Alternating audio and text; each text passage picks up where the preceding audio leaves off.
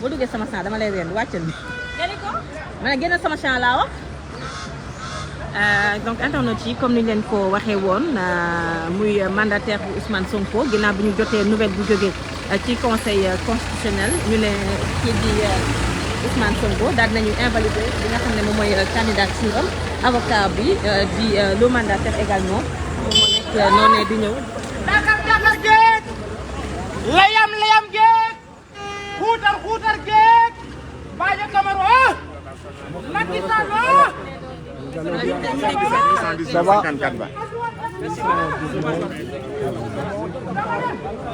ma yéen ni ngeen tax baal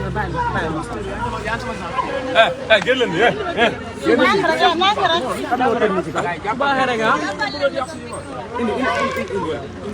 non grave. gars yi après ñu noppi nag. yaram day xañ. gars yi après ñu noppi. wàcc leen seen micro s'il vous plaît. wàjjal tuuti micro. c'est bon. c'est bon oui. Allez, c'est bon merci. Bon, vous. Ça y est, je peux commencer? Oui, allez-y, maître. Oui, allez-y. Bon. Oui. Voilà. Le Sénégal a décidé de s'engager dans une grande farce électorale. Tout le monde a pu constater que le processus électoral manque non seulement de transparence, mais aussi de probité. Tout est épingle. Aujourd'hui, les candidats ne peuvent même pas savoir s'ils ont le bon fichier électoral. Personne aujourd'hui ne peut dire quelle est la composante du fichier électoral. Personne ne peut dire comment ont été paramétrées les clés USB qui ont été remises.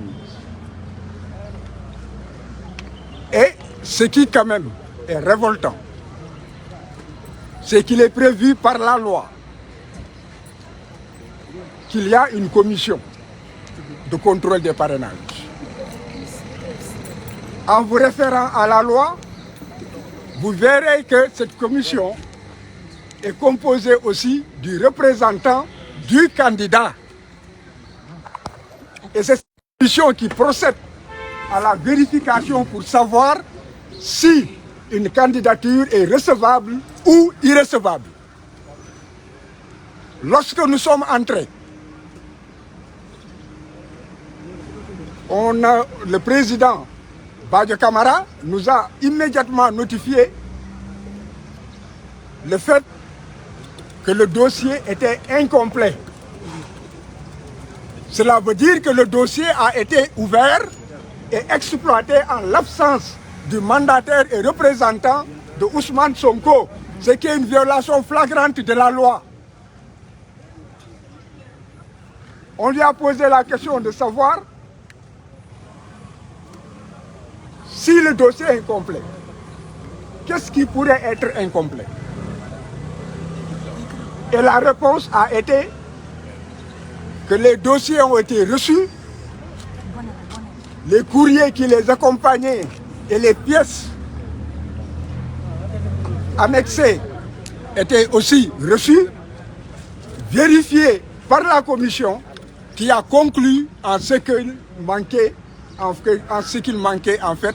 une pièce, qu'elle était incomplète.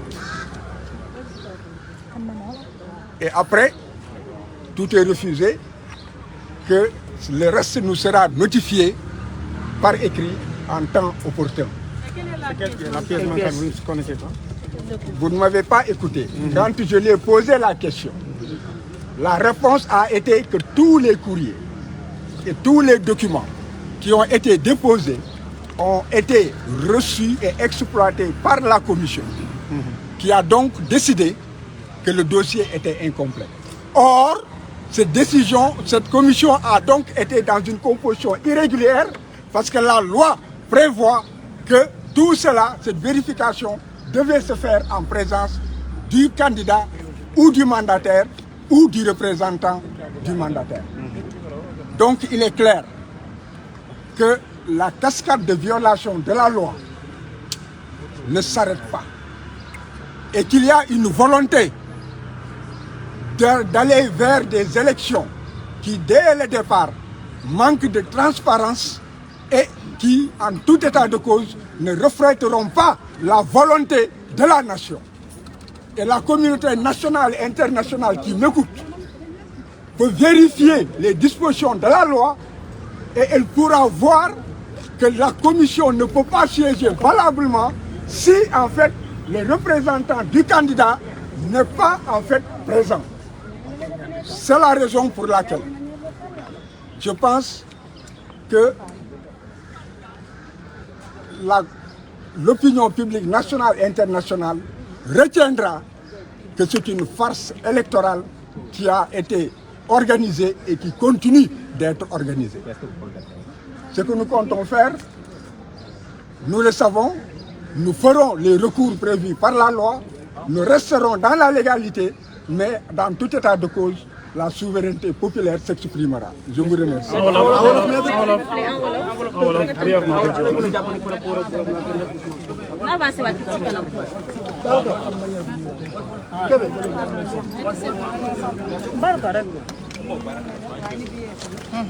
li may wax moom moo di que addina bi seede na ni maanaam élection yu ñuy wax du ay élection ay farce la farce nag xaw ma nuñ koy waxee ci wolof ngeen baal ma ay tappale la te tappale bi ñëpp gis nañ ne que ba yëf yi tàmbalee ba tey ay tappale la justice la mu wax yëpp dañ koo jël sànni ci maa tey ak doole la ñu wéy matt ne ko Ousmane Sonko du bokk ci candidat yi mu neex ko mu naqari ko mu neex nga ànd ak moom mu naqari leen mu neex réew mi mu naqari réew mi mu neex addina bi mu naqari addina bi ci loolu la ñuy wéy léegi nag ci kaw complot boobu sunu dossier fexe nañu ba dugal ko bañ ko dugal yi da leen bett bañ ko yëgee dañoo déterminé léegi nag tey la ñu waroon xool ndax sunu parrainage jaar na yoon sunu parrainage député la donc day jàll fexe yi moom moo di que ba ñu accès dañ ñu nekk seen dossier motul te récépissé yeeg yëpp yor nañ ko dañ ko teg ci li yoon wax teg ko ci ñoom conseil constitutionnel ci dogal yi ñu génnee nekk bu fekkee ne que lii ak lii am na lii ak lii lay wéy la nga xam ne loolu lañ ne loolooy wéy loolu yëpp jot nañ ko ba ñu dikkee toog ñu wax ñu tout de suite ne ñu que seen dossier motul. ñi def ba xam ne matul. ma ne leen seen sunu dossier motul lan moo tax sunu dossier lan moo motul ci sunu dossier ñu ne ma fekkee seen dossier Ousmane Sonko motul te bu fekkee ne que dinañ leen ko yëgal dinañ leen wax lan moo ci motul ma ne leen yéen membre yi toog dossier complet lañ leen jox mu dog ma ne que président bi dog ma Badio Camara ne que lépp loo fi indi mu doon ci dossier mu doon ci ay bataaxal yëpp wane nañ ko commission bi réunir na ba pare xool gis ne que manqué na pièce te commission bi mënul réunir te fekk man fekkeewuma ko pour que ñu war a dajji enveloppe bi nga xam ne ci laa def kayit yi dañ koo scellé pour que ñu vérifier ci sama kanam ba pare nañ ne alkaati bi kaay ñu yëkkati dafe pour que mu génn nekk wax ji jeex na wante ma xam ne que donc wax ji du ci ñoom kaddu yi ci réew mi la war a dem kaddu bi ci communauté internationale bi la war a dem ñu xam ne que lii ñuy def ay caaxaan la lii ñuy def jaarul yoon doole bii ñuy jaay lii lépp en fait jarul que ñuy muur nit ñi puudar ndax wane nañu ñoom la ñu bëgg wane nañu nañu demee clé USB yi ñuy joxe gis nañ ne que ñi nga xam ne que yàgg nañu fii ay lu mot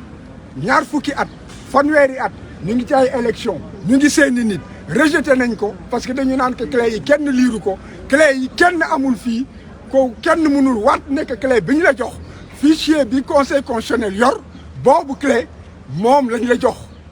kenn xamul ndax fii clé yi ñu la jox virusé wuñ ko kenn xamul ndax clé bi ñu jox Boubacar Camara ak clé bi nga xam ne moom la ñuy jox Aïda Mbodj que clé yi benn la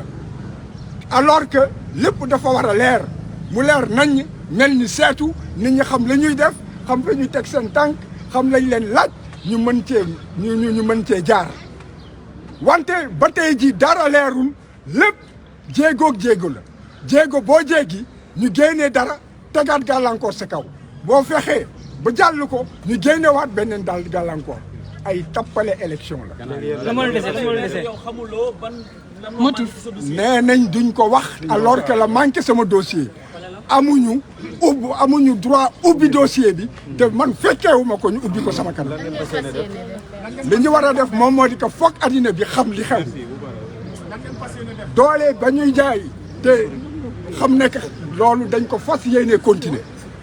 loolu lu am solo la li ñu war a def moom moo di que ñun ci yoon la ñuy topp ci yoon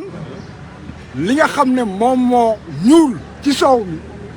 moom moo di que yoon fa mu ne fa la ñuy jublu pour ñaxtu ñoom kott lañ fay fekkaat wante du tere dinañ ko def na àddina seede rek nekk ci ay tappale lañ jëm jërëjëf. jërëjëf merci mu nekkoon mandataire bu Ousmane Sonko ginnaaw bi nga xamee ne nag conseil constitutionnel daal di invalidé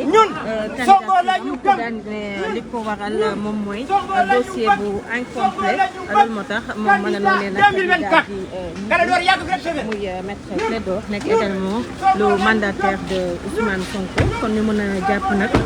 fii ci ngoon si ginnaaw bi ñu ko woowee mandataire am te fekk ci tirage au sort bi ñëwul woon ñu daal di jàpp nag ne moom maître Clédor wax na ne conseil constitutionnel dafa ubbi dossier yi ñu joxe woon te dossier yooyu dañu ko sele woon laataa ñu ko doon ubbi dañu waroon a xaar ba moom mu daal di teew waaye daal wax nañu ko ne sa dossier dafa manqué ba mu laajte itam lan moo ci manqué kenn wax ko lan moo ci manqué nee na sax dañoo rek daal di ne nañu woo takk der yi ñu génne ko ndax seqatuñu ak moom wax muy kàddu yoo xam ne moom maître Clédor Ciré Ly nekk mandataire bu Ousmane Sonko daal dina koy wax Aïda Mbodj itam gis nañu ne dañu ko daal di invalidé ginnaaw bu mu produit dañu ko ci 20 845 lu validé 17 043 yoo xam ne ay doublons externes la moom nag tax nañu daal di recalé lii di candidature am donc loolu la ñu mën a tënk fay ci conseil constitutionnel ne le candidat Ousmane Sonko dañu ko recalé pour dossier incomplet Aïda Mbodj tam dañ ko recalé ndax 20 845 parrain moom la daal di am candidat bii di Issa ñu doon koo xam ci Sadio Kanouté recalé nañu ko pour dossier incomplet ndax lu jëm ci attestation wu CDC ak lu jëm ci nombre de parrains minimum loolu itam amu ko beneen candidat boo xam ne itam daal dinañu koy